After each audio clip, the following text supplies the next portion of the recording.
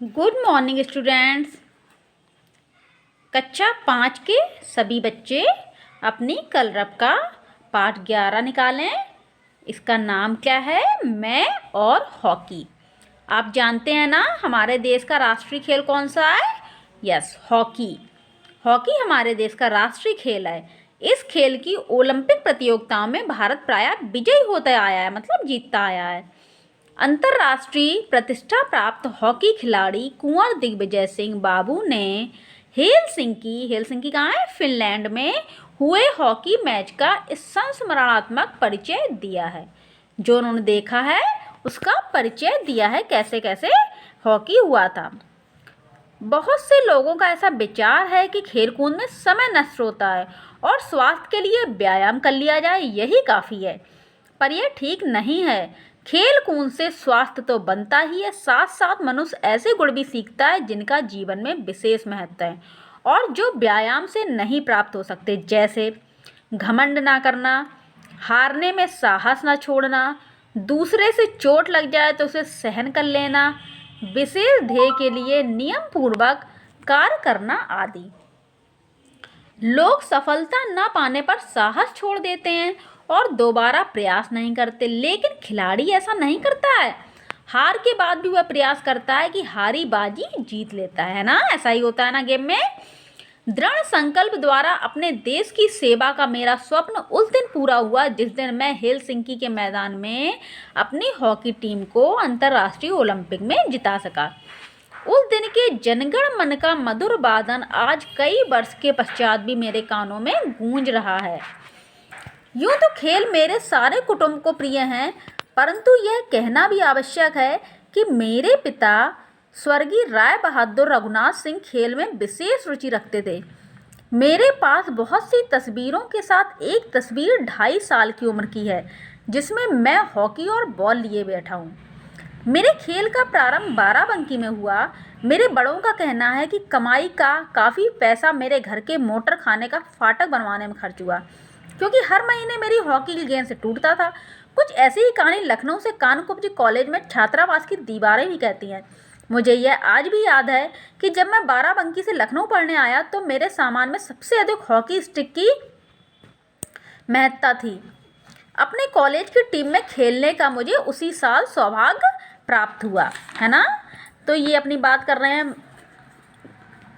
सन 1936 में मैं दिल्ली के एक टूर्नामेंट में खेलने गया जिसमें देश के सुप्रसिद्ध खिलाड़ी मोहम्मद हुसैन फुल बैट खेल रहे थे। उस दिन खेल पर मुझे एक सुंदर उपहार मिला। मेरा साहस और प्रयास बढ़ता गया। मेरी सदैव इच्छा होती कि किस प्रकार खेलूं जिससे उस खेल के सबसे उच्च स्तर पर पहुंच जाऊं। सन 1936-40 में मुझको अपने प्रदेश की ओर से खेलने का सौभाग्य प्राप्त हुआ। सन 1946-47 में मुझको पहली बार भारत की टीम की ओर से खेलने का अवसर मिला। उस समय भारत और पाकिस्तान का विभाजन नहीं हुआ था, तब इन्होंने भारत की तरफ से खेला। तो सन 1947 में सुप्रसिद्ध खिलाड़ी ध्यानचंद के नेतृत्व में मैं ईस्ट अफ्रीका गया और वहां स्थान स्थान पर कई मैच खेले और खेल के विषय में बहुत कुछ सीखा। मेजर ध्यानचंद हॉकी के जादूगर कहे जाते हैं ना। और सन 1952 में मेरी मनोकामना पूरी हुई। मेरा प्रयास और लगन को पुरस्कार मिला और मुझे भारतवर्ष की टीम का नेतृत्व करने का सहयोग मिला। नेतृत्व करना मतलब कप्तान बने। इस बार ओलंपिक के खेल फिनलैंड की राजधानी हेलसिंकी में हुए। मैं एक अजीब परिस्थिति में था जहां एक और मेरी मनोकामना पूरी हुई, वहीं दूसरी ओर इतनी बड़ी जिम्मेदारी कि मेरा जी घबराने लगा। परंतु अपने गुरुजनों का आशीर्वाद लेकर मैं लक्ष्य की ओर बढ़ा। कुछ दैनिक पत्रों ने यह घोषणा की शायद इस बार भारत विजेता ना हो, पर इन सब बातों से हम लोगों का साहस ना छूटा।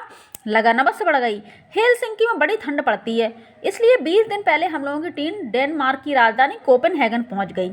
इसके पश्चात हम लोग हेलसिंकी पहुंचे। इस देश में एक अजीब बात है, गर्मी हुआ है वहाँ 20 घंटे दिन रहता है और 4 घंटे थोड़ा सा अंधेरा और रात। इसके ठीक विपरीत यहाँ जाड़े में लंबी रातें और छोटे दिन होते हैं। सेमीफाइनल में भारत का सामना ब्रिटेन से हुआ। ब्रिटेन के एक गोल के विरुद्ध भारत ने 3 गोल किए और विजयी घोषित हुआ। मुझे आज तक याद है सेमीफाइनल के बाद जो 2 दिन का मुझे अवकाश मिला वह किस तरह कटा, परंतु साहस और धैर्य ने साथ नहीं छोड़ा। फाइनल मैच में हमारी टीम का मुकाबला नीदरलैंड की टीम से हुआ। यद्यपि पहले से ही किसी के मन में संदेह नहीं रह गया था कि विजयश्री भारत को मिलेगी, तथापि नीदरलैंड की टीम ने प्रशंसनीय कौशल का प्रदर्शन किया। खेल आरंभ होने के 15 मिनट तक दोनों टीमें बराबर रहीं। इसके बाद हमारी टीम ने गोल करना शुरू किया और 15 मिनट के अंतराल पर उस पर 4 गोल किए। हाफ टाइम के बाद नीदरलैंड की टीम ने भी चौकस खेल दिखाया और उसने 1 गोल भी किया, लेकिन इसके विरुद्ध हमारी टीम ने और 2 गोल किए। इस तरह हमने नीदरलैंड के 1 गोल के विरुद्ध उसे 6 गोल से हराया।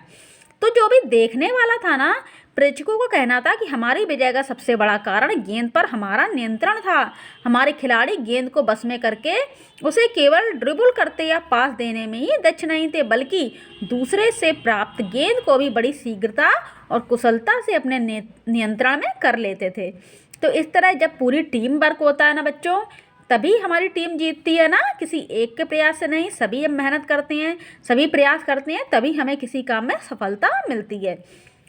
जनगण मन हमेशा प्रिय होता है, पर उस दिन की बात ही कुछ और थी। आखिरकार वह दिन आया जब मैं विक्ट्री स्टैंड पर खड़ा हुआ। जीत गया जब मैंने अपने भाग को सराहा और हॉकी में विश्व विजयी होने के भारत के गौरव में मैं रक्षा कर सका। उस दिन मुझे विश्वास हो गया, यदि मनुष्य अपना धैर्य और साहस ना छोड़े और निरंतर प्रयास करता रहे तो वह अपने लक्ष्य को प्राप्त कर सकता है। स्वदेश लौटने पर मुझे पद्मश्री की उपाधि मिली, जिसे मैं अपने जीवन की अमूल्य निधि मानता हूँ। ये बेटा किसकी बात हो रही थी? अपनी आत्मकथा बता रहे थे। बाबू के नाम से प्रसिद्ध कुंवर दिग्विजय सिंह 2 फरवरी 1922 को इनका जन्म हुआ था और 27 मार्च 1978 को इनकी मृत्यु हुई थी। इनका जन्म बाराबंकी में हुआ था। ये हॉकी के ख्याति प्राप्त खिलाड़ी रहे। दिग्विजय सिंह के नाम पर हजरतगंज लखनऊ में स्थित सेंट्रल स्टेडियम का नाम केडी बाबू स्टेडियम किया गया है। यह आपका जीके का प्रश्न बन सकता है कि लखनऊ में जो सेंट्रल स्टेडियम, इसका नाम क्या किया गया है? केडी सिंह बाबू स्टेडियम। तो ये था हमारा पाठ मैं और हॉकी। मुझे लगता है आपको इस पाठ से बहुत अच्छी जानकारी मिली होगी हॉकी के बारे में, और खेल में हमारी किस तरह की खेल भावना होनी चाहिए, धैर्य, साहस, है ना, तो वो भी आपको समझ में आया होगा। तो बच्चों आज के लिए इतना ही, मिलते हैं अगले लेसन में।